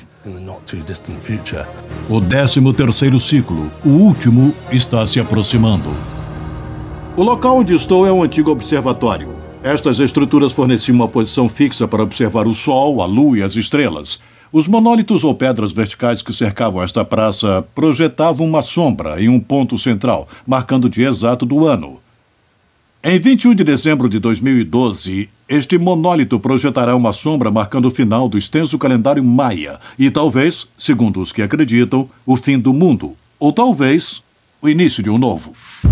21 de dezembro de 2012 é a data do fim desse grande ciclo do tempo no extenso calendário. Basicamente, ele aponta um raro alinhamento astronômico. Pela primeira vez em 26 mil anos, a Terra está em alinhamento com o centro da galáxia. O centro da nossa galáxia da Via Láctea. Alguns acreditam que o alinhamento poderia realmente provocar a inversão do campo magnético ou da polaridade da Terra, provocando imenso caos, enormes terremotos, imensas erupções vulcânicas e violentas mudanças climáticas por todo o globo. E já aconteceram no passado. Cientistas afirmam que a última inversão ocorreu há cerca de 790 mil anos. O que quer que aconteça em 2012 pode estar diretamente relacionado às caveiras de cristal. Os maias eram obcecados por um deus específico conhecido como Itzalna. E ele era o deus do eixo da Terra. Ele era representado com a imagem de uma caveira, talvez uma caveira de cristal. Então, isso tem levado muitas pessoas a especularem que talvez o fim do calendário estaria associado a alguma espécie de alteração no eixo da Terra. E que talvez seja isso a que os maias se referiam como o fim do mundo atual. Mas, segundo uma antiga lenda, esse cenário terrificante pode ser evitado se todas ou a maioria das originais 13 caveiras de cristal forem reunidas e seus incríveis poderes liberados. O alinhamento galáctico vai repercutir nessas caveiras de cristal. Nem todas precisam estar a descoberto para que isso aconteça. Então, pode ser que aconteça de algumas delas começarem a anunciar onde estão. Existirá alguma verdade nesta lenda sobre o fim dos tempos ou a salvação? Poderá um cristal inanimado possuir algum poder? Algumas semanas antes da partida para Belize, Bill resolveu submeter esses poderes à prova. Ele viajou até Sedona, Arizona, um lugar famoso por suas rochas vermelhas, e sendo uma fonte de desconhecida e misteriosa energia, Bill está aqui junto com a autêntica caveira de Mitchell Hedges, não a cópia, para ver se ela possui alguma propriedade especial. Estar em Sedona é estar em um dos lugares mais lindos do mundo. A energia aqui é muito especial e há esses diferentes vórtices por toda a área. O escritor Iep Fennetten é um especialista em caveiras de cristal. Ele é também uma autoridade em linhas de energia da Terra e vórtices. Iep convidou Bill para ir ao Angel Valley Ranch, um local de poderosos vórtices. Então nós vamos colocar a caveira de cristal no centro e vamos fazer uma cerimônia que ativa o portal naquele ponto. É esperado que ela propague energia através do mundo. Acreditamos que as caveiras de cristal operem através das diferentes energias terrenas, através dos diferentes sistemas de grade pela Terra. Assim, indo aos locais de energia e ativando a caveira, nós ativamos os sistemas de grade. Nós somos 12 pessoas e a caveira de cristal de Mitchell Hedges é considerada a 13ª. Então nós representamos, por assim dizer, durante a cerimônia, as 12 caveiras. Nós representaremos literalmente as energias e atrairemos as energias da melhor forma que pudermos. O interessante é que lendas americanas nativas também veneram as caveiras de cristal.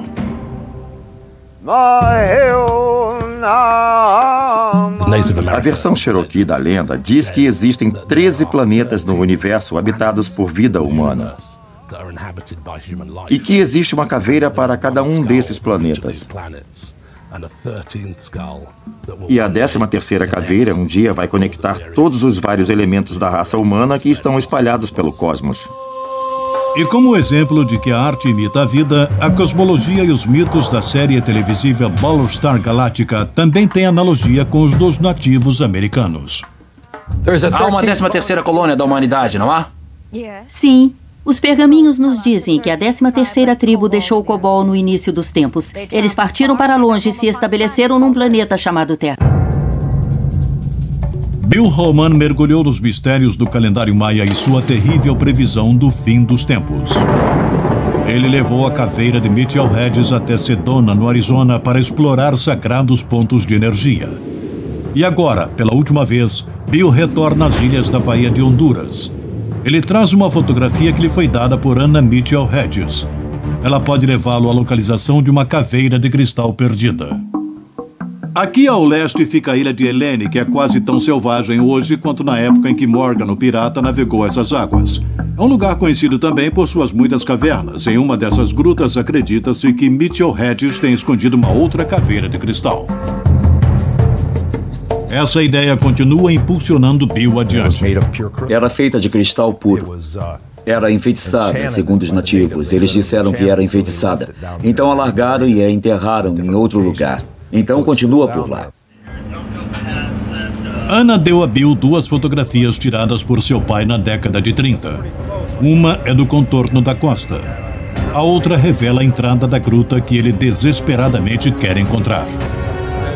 Aqui nessa região, é possível conhecer várias pessoas no local e elas conhecem a história, mas nós vamos conhecer as pessoas certas e elas vão poder nos guiar até esses tesouros e essas coisas ainda estão lá. Uma dessas pessoas é o especialista local em cavernas Ron Ryan.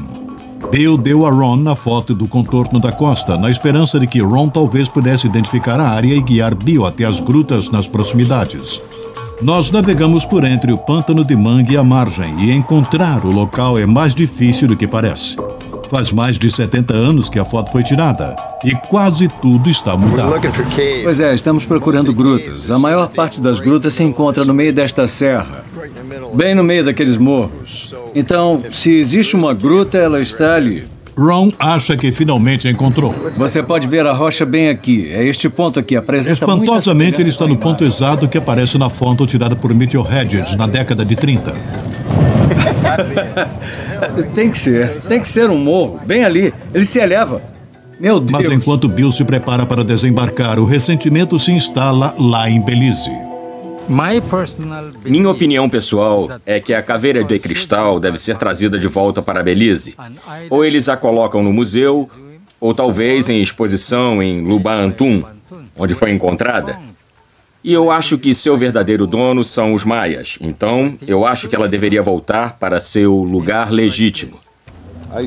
Eu realmente acho que ela pertence a Belize, é o que eu penso. Aquilo que é daqui deve ficar aqui. Ela é propriedade de Belize, devia ser devolvida ao seu lugar de origem. E o momento desse retorno pode estar se aproximando rapidamente, pois muitos acreditam ser crucial o reencontro das caveiras o mais rápido possível. Os anciões nativos se referem ao período do tempo que estamos entrando agora como o tempo do despertar, ou o tempo do aviso. Portanto, eles acreditam que as caveiras estão emergindo agora para ajudar a nos despertar, para ajudar a nos alertar, que devemos mudar o curso da humanidade antes que seja tarde demais. E se a teoria da conspiração envolvendo a NASA tiver alguma verdade, o governo americano também pode estar nessa busca. Nós construiremos novas naves para projetar o homem avante no universo, para obter uma nova base de apoio na Lua e para a preparação de novas viagens para mundos além do nosso. Em 14 de janeiro de 2004, o presidente Bush declarou que os Estados Unidos estabelecerão uma estação espacial na Lua até o ano de 2015. Richard C. Hoagland acha que nosso interesse renovado pela Lua está relacionado com a sua teoria de que os astronautas da Apollo encontraram uma cabeça robótica sobre a Lua, que talvez estivesse relacionada com as caveiras de cristal. É possível que a razão pela nossa corrida repentina de volta à Lua agora é que depois de 40 anos, o pessoal da Área 51, com os conhecimentos da Caltech, MIT e Los Alamos, eles tenham descoberto como falar com essa coisa e ela tenha lhes contado das extraordinárias maravilhas que aguardam sobre a Lua. Enquanto isso, de volta a Honduras, na ilha de Helene, seguindo adiante, Bill Holman e Ron Ryan acham que estão perto das grutas subterrâneas que talvez detenham uma caveira de cristal. Até lá no alto. Subindo a montanha, eles encontram a entrada de uma gruta extraordinariamente semelhante à da foto de Mitchell Hedges. Ela é guardada por uma enorme tarântula. Um morcego acabou de voar pelas minhas costas. Bill está completamente atento. Ele nunca esteve numa profundidade tão grande. Essa gruta é extremamente estreita e existem morcegos, aranhas e insetos venenosos por todos os lados. Em grutas desse tipo, os antigos maias realizavam rituais arcanos e até mesmo sacrifício humano. Quem saberá o que Bill e Ron poderão encontrar a seguir? Mas eles não desistem. A descida está ficando perigosa. Ron quase cai de uma borda esfarelada. Tudo bem? Mas eles continuam, até ser impossível avançar mais. Escuta, se você estivesse aqui, onde você colocaria o cristal? Onde seria um bom lugar para escondê-lo? Bom, provavelmente no menor orifício que eu encontrasse. Aqui onde eu estou seria um deles. Dá para ver o fundo do buraco e seria difícil chegar até lá. E provavelmente, se eu quisesse escondê-lo, eu o colocaria dentro desse buraco e depois o enterraria de novo. Mas se existe um buraco embaixo, é quase impossível chegar até ele. A entrada está selada. Está solidificado lá dentro, então é quase como se alguém tivesse aplicado cimento em cima. Eu acho que seria o local perfeito para esconder uma coisa desse tipo. Se há algo escondido, não existe outra forma de chegar até lá sem abrir um buraco nas rochas com dinamite. E essa abordagem destruiria o lugar completamente. Basicamente uma explosão, chegando à parte inferior desse solo. Por estranho que pareça, pode haver uma outra razão para continuar, como o tesouro enterrado em Roatán. Se existe uma caveira de cristal aqui, Bill quase jocosamente acredita que realmente possa haver uma maldição sobre ela. Disseram que era enfeitiçada, foi por isso que a deixaram aqui. E talvez os deuses estejam a protegendo. O que você acha? Eu acreditaria, eu acharia isso. O lugar dela deve ser aqui, é onde ela deseja ficar. Bill mais uma vez retorna a Belize e a seu amigo Leonardo Acul. Por confiar em Bill e no decorrer da aventura ter lhe julgado merecedor, ele está prestes a revelar um incrível segredo. Existe um antigo lugar sagrado, o local santo conhecido apenas pelos maias da região. Um lugar que detém uma antiga caveira de cristal. Esta será verdadeiramente a última chance de Bill.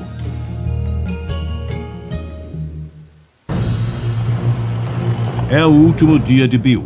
E apesar de ter saído de mãos vazias após ter se espremido por grutas úmidas e perigosas, as coisas podem estar prestes a mudar. Lembram que antes daquela viagem às Ilhas da Bahia, seu amigo Maia Leonardo Akul tinha lhe contado um incrível segredo? Leonardo me disse que havia uma caveira de cristal enterrada em uma câmara. Mas eu não estou dizendo que nós vamos chegar até lá e pegar, porque vai ser muito difícil de chegar. Finalmente, Leonardo decidiu que Bill está pronto e o leva ao coração da selva e ao passado. Até um lugar sagrado conhecido apenas pelos maias das proximidades. O local fica a apenas alguns quilômetros de Lubantum. Só tem um problema.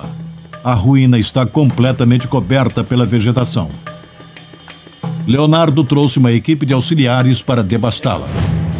Então este é um dos lugares especiais, apenas para os maias. Não há muitas pessoas que sabem disso, é bem difícil chegar exatamente. Aqui. Então, é um lugar muito especial para os maias. Parece que Bill está no topo de uma colina. Na verdade, ele está na base de um antigo templo maia, coberto por séculos de selva. Lendas locais dizem que aqui os maias rezavam para caveiras de cristal e as usavam em rituais especiais. Ao que parece, quando um velho curandeiro ficava velho demais para continuar seu trabalho, eles se colocavam diante da caveira de cristal e colocavam as mãos sobre ela. E o jovem aprendiz, que era designado para assumir o lugar do curandeiro, se ajoelhava e colocava as mãos sobre a caveira. E durante a cerimônia, enquanto se entoavam rituais, o velho curandeiro morria e todo o seu conhecimento e sabedoria eram transmitidos pela caveira de cristal para o jovem aprendiz. Ao se aproximarem do local, Leonardo coleta incenso feito da casca de uma árvore sagrada. Ele será usado em uma cerimônia de purificação. É um incenso que é muito poderoso. Ele é mais referido como o alimento dos deuses. Eles estão à nossa volta, eles estão aqui. Ele é uma forma de se comunicar diretamente com o mundo dimensional de Deus. Eles continuam a escalada, mas está ficando mais difícil. A umidade é atordoante. Finalmente, eles alcançam o topo. Lá embaixo, o vale se estende ao infinito. O céu acima leva a seus deuses. Este lugar mergulhado em poderosos antigos mistérios é venerado pelos maias locais. Para eles, pode ser o lugar mais sagrado em Belize. E embora possamos ver apenas uma pequena parte quase encoberta pela selva, ali se encontra um antigo e sagrado altar de pedra, nunca antes visto por olhos ocidentais. Neste momento, nós estamos no local sagrado dos maias, a área onde a maior parte das cerimônias era realizada. Leonardo marca a ocasião recitando uma antiga prece maia.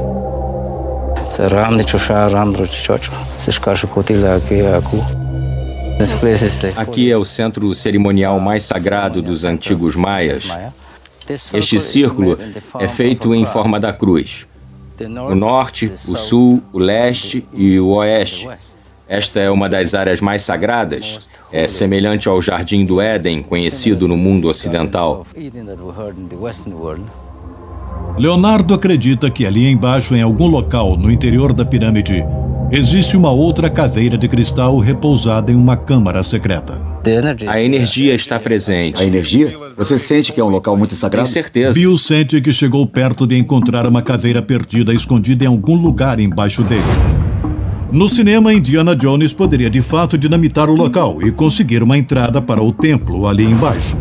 Mas aqui, Bill é impedido pela selva impenetrável, muros de pedra e leis rigorosas que protegem sítios arqueológicos. Entretanto, Bill cuidadosamente retira a réplica enquanto Leonardo acende uma fogueira. E é queimado incenso para os deuses maias.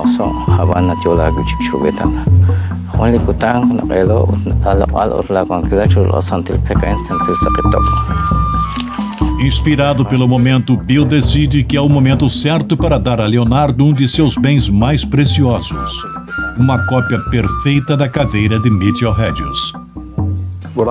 Eu sinto que é uma forma de eu ligar as pessoas no mundo e o povo maia. E eu gostaria que você guardasse essa réplica da caveira para mim. De modo que mantenhamos nossas energias unidas e trabalhemos pelo bem de toda a humanidade.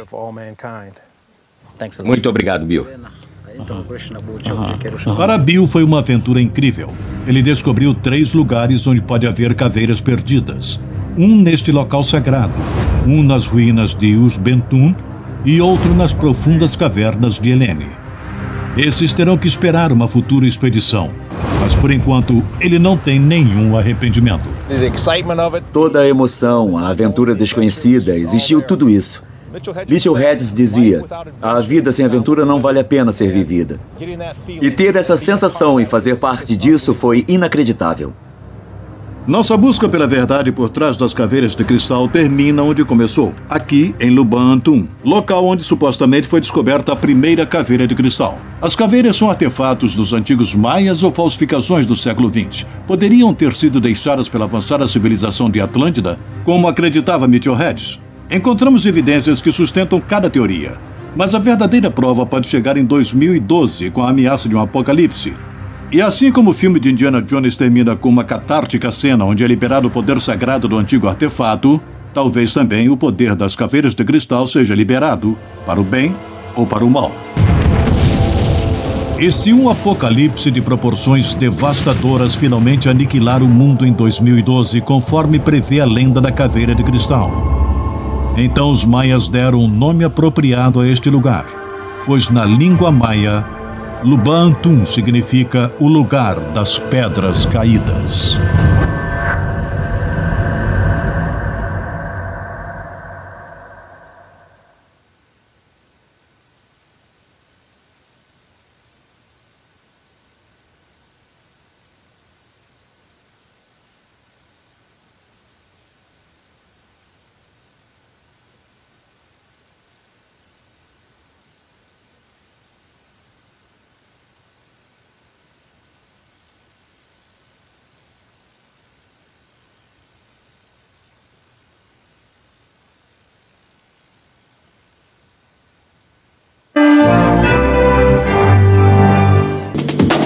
Hoje à noite, no Telecine Pipoca. 7:50, O Pacificador. 10 horas, Fim dos Tempos. E 15 para meia-noite, Escorregando para a Glória. Neste domingo, o Telecine apresenta a Noite da Pipoca. 2 grandes sucessos em sequência a partir das 8 da noite no Telecine Pipoca. Na superestreia deste domingo, 20 anos depois, Harrison Ford volta na pele do destemido arqueólogo Indiana Jones e o Reino da Caveira de Cristal. E logo em seguida, prepare-se para rir muito com a comédia Um Amor de Vizinho. Não perca, neste domingo, a partir das 8 da noite, aqui no Telecine Pipoca.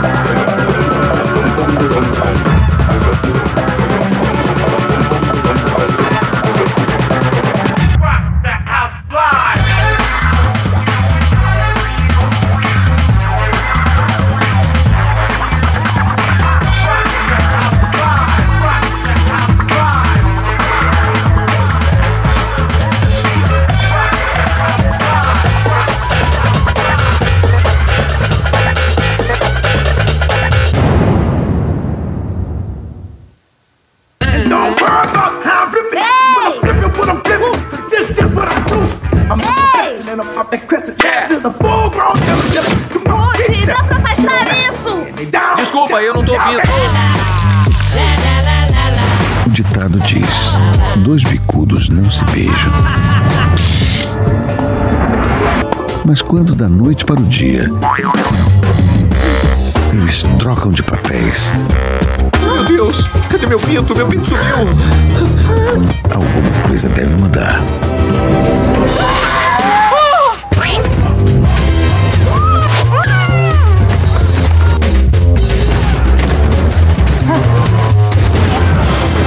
Eu não quero ser um garoto, viu? Especialmente se for você. Coisas de Meninos e Meninas. Dia 2, domingo, 10 da noite no Telecine Pipoca.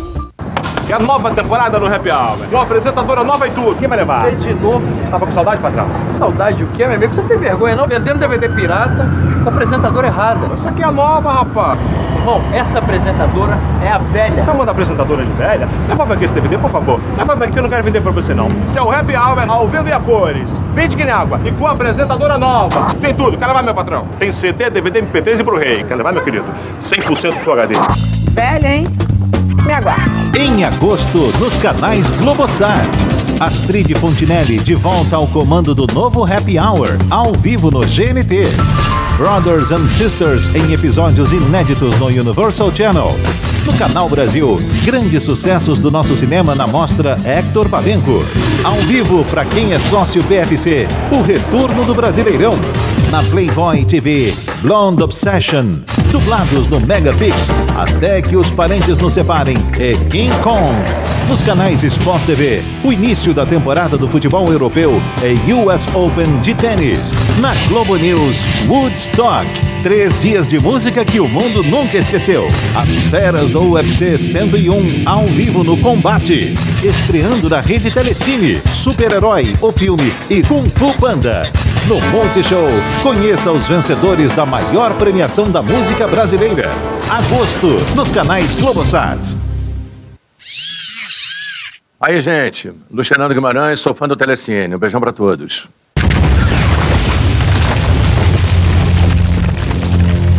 Após 2000 anos, um mistério perdido no tempo está prestes a ser revelado. E um mal legendário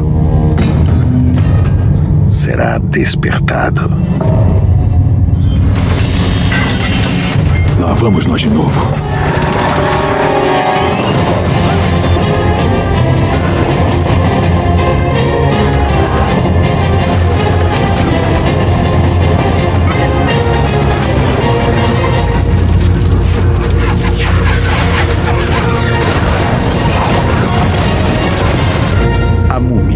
Imperador Dragão, dia 16, domingo, 8 da noite, na superestreia do Telecine Pipoca. Quer ver sua doação levando oportunidades para todo o Brasil? Você escolheu um valor e ligou para o Criança Esperança. A sua doação foi depositada diretamente na conta da Unesco sem dedução fiscal.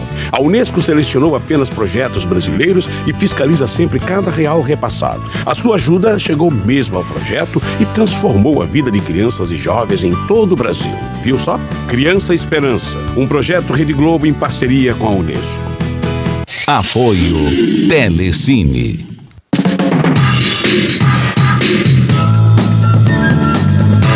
Olá! Nos anos 50, um grupo de jovens incomodados com o marasmo e a falta de ousadia do cinema francês fez surgir a Nouvelle Vague. Durante muitos anos, não houve nada mais cult no mundo inteiro que os filmes de Godard, Truffaut e sua turma. O movimento deixou saudades. Até hoje, parte da crítica segue a cartilha da lendária revista Cahiers de Cinéma, incensando cineastas que ainda perpetuam a estética do movimento, como Philippe Garrel, por exemplo. Mas o fato é que o cinema francês contemporâneo vai muito além das viúvas da Nouvelle Vague. Ele voltou a revelar novas propostas estéticas e temáticas, juntando promissores cineastas com veteranos em boa forma. É uma boa amostra desses talentos que você vem tendo a oportunidade de acompanhar aqui no Telecine Cult, dentro do especial Panorama do Cinema Francês. É o caso, por exemplo, da jovem diretora Julie Bertuccelli, que em 2003, com seu filme de estreia Desde que Otard Partiu, conquistou o prêmio da Semana da Crítica no Festival de Cannes. Trata-se de uma comovente história ambientada na ex-República Soviética da Geórgia, onde uma doce velhinha aguarda notícias de seu filho, um médico que foi tentar a sorte em Paris.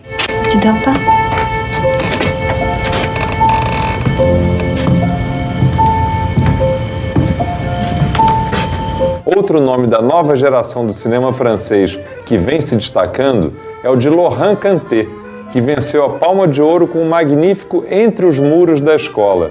Seu filme anterior, Em Direção ao Sul, é bem diferente.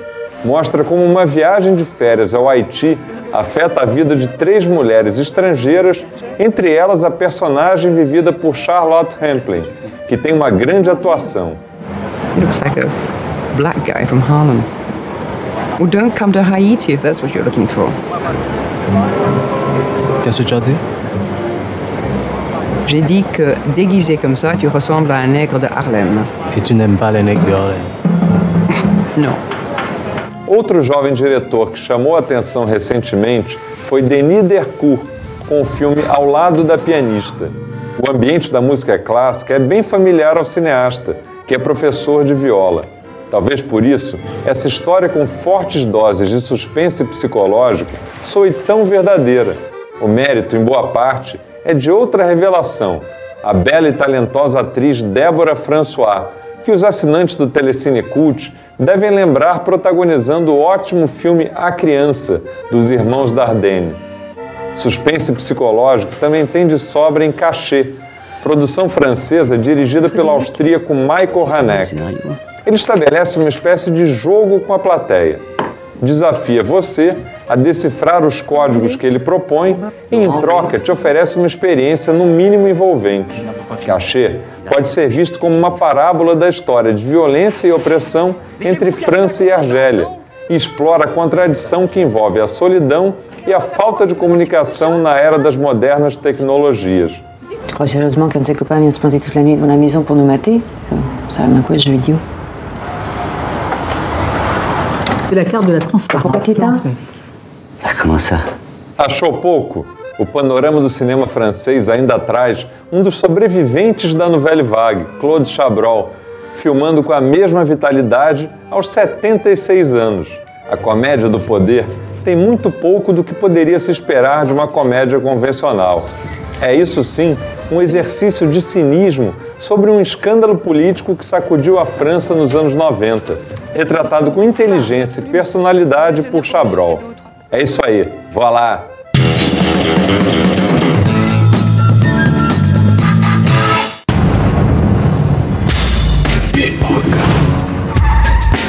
Agora você vai poder aproveitar as ofertas das Casas Bahia em qualquer lugar. Aí mesmo, no seu trabalho. Cara, olha aqui, Casas Bahia na internet. Hã? É sério? Olha aí, olha aí. Entra aí e confira as ofertas. No site ou nas lojas, você compra esse micropositivo com monitor de LCD PC-TV, processador Intel Celeron e HD de 160 GB. Notebook positivo com processador Intel Celeron, tela de 14 polegadas LCD, wireless e webcam integrada. casasbahia.com.br, 24 horas na internet.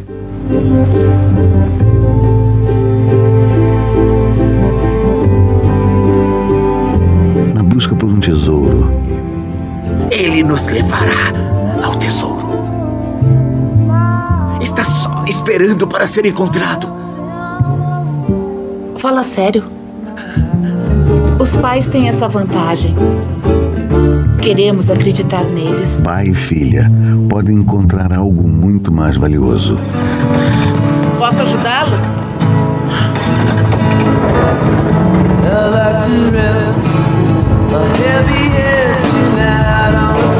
Com Michael Douglas.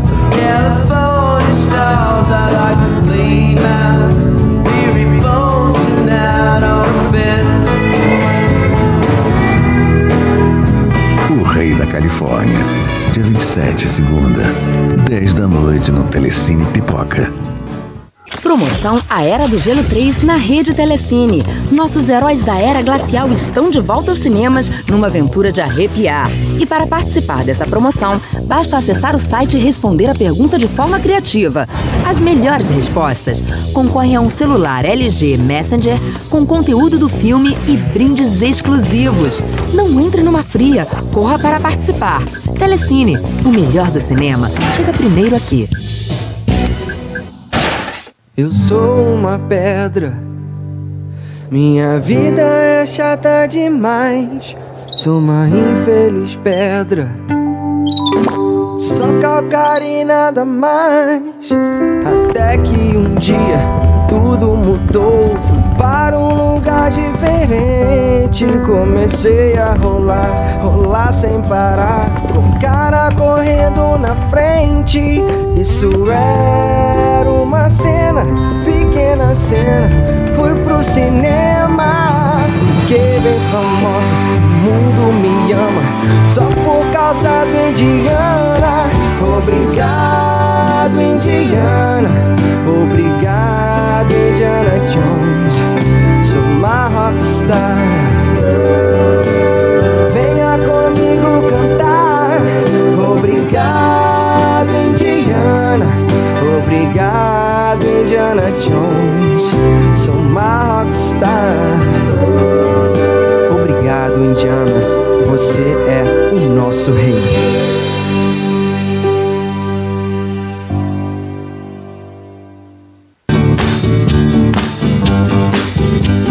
Sugar, oh honey, honey, you are my candy girl, and you got me wanting. Ursos gostam de mel. Por isso ele vai chegar muito rápido ao Telecine. Kung Fu Panda, em agosto.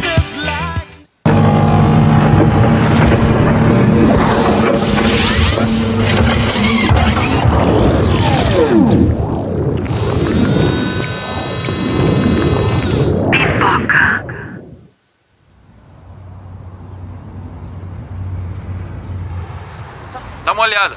Tô bem? Que tal tirar a tampa da lente, hein?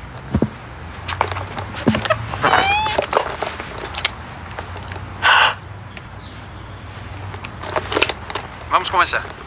Pra onde tá apontando isso? Obrigado, cara. Eu não tinha visto.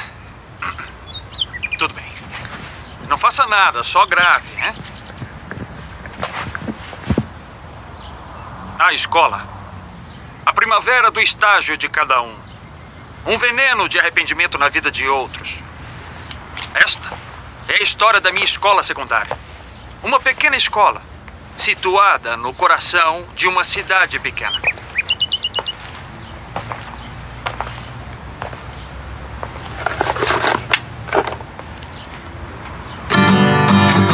Mark Hathaway, fundado em 1897.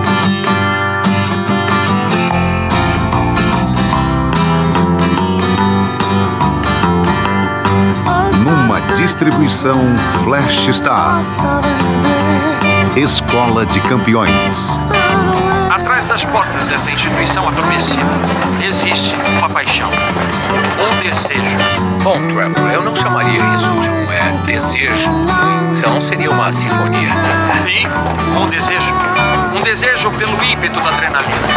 Um desejo pela agitação. Um desejo pelo drama.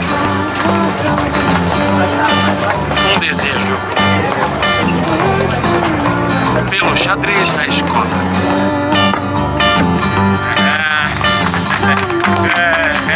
É isso aí. Você não parece bem, hein? Você não parece bem. Massas Caseretia. Acha que o xadrez é a religião dessa cidade? Claro. Podemos dizer que o xadrez é a nossa religião e eu sou o profeta. Estamos cercados pelo xadrez, mais pelo xadrez do que até por Deus. É como John Lennon ficou mais popular que Jesus Cristo. Então é o que acontece agora?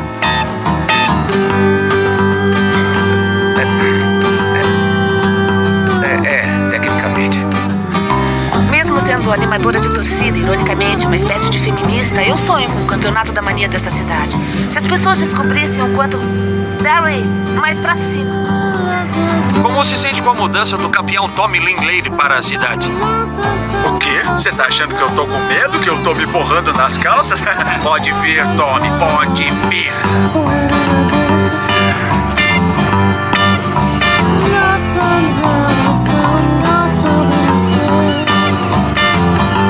E você, Russo? O que acha do novo jogador? Não conheço bem as táticas do Tony. Só ouvi sobre a mãe dele que era um gênio. Ela podia ganhar, mas nunca foi a rainha. Muito bom, né? Muito obrigado. O que eu acho que a última coisa que eu quero é falar de xadrez. Se não se importa, eu quero tomar banho. Certo? Tudo bem. Até mais. Ai, eu sabia. Sai daqui. E assim começa a história como tantas outras da antiguidade. Mas a pergunta é, quem é nosso herói? E na verdade precisamos de um herói. E o fato é, o que é um herói? O herói cria a história ou a história cria o herói? Ei, aponta essa câmera pra mim agora mesmo, hein? Escuta aqui, se não fizer isso agora, você será um homem morto. Aponta logo isso aqui pra mim, seu... Peraí, seu imprestável! Olha aí, você quebrou a câmera! Versão brasileira, Estúdio Gábias, São Paulo.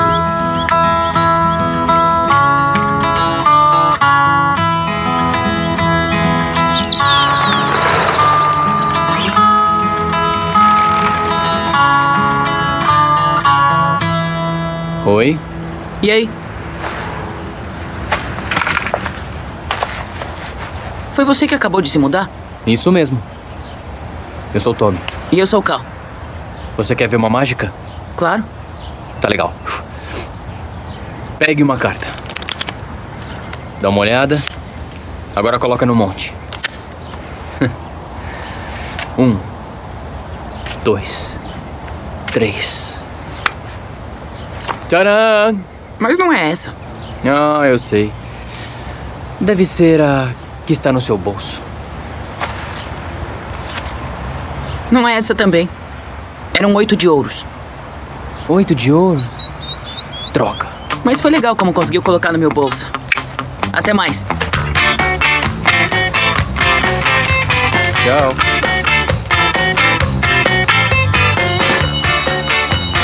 Eu fui ver o show deles. É um grupo de música absolutamente muito bom. Mas a audição foi com instrumentos musicais totalmente revolucionários, entendeu? Eu tô chocado, mas não perdoe. Não se esqueça da semana que vem, tá legal? Você sabe onde é a sala do diretor? Segundo andar, à direita, terceira porta, Sr. Tuttle, mais conhecido como Sr. Buffalo. Boa, não é? Você não é o filho da Melanie Lloyd? Sou. Que legal.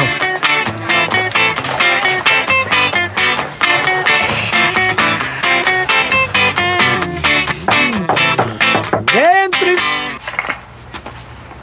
Thomas Linleira, eu suponho. Sou Frank Turtle, capitão dessa pequena escola mais verdadeira que chamamos Hatton High. Bem-vindo a bordo. Obrigado. Ah, sim.